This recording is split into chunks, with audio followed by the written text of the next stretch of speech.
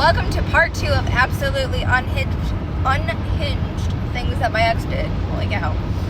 I'm noticing that a lot of the stories I have of him are him under the influence. So with that being said, don't do substances. But we had bought our first apartment, rented our first apartment, signed our first lease, whatever. It was a really old duplex. Old cabinets, like with the locks on them that like you twist the little knob thing on. He got mad at me one day, probably for yelling at him for being elevated.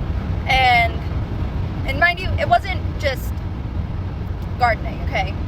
It was much worse things than that. Gardening I can get on board with. This was not that. This was other things. This was much, much more illegal things, okay? We were arguing. He was 6'4". I'm 5 feet tall. So just keep that in mind for reference.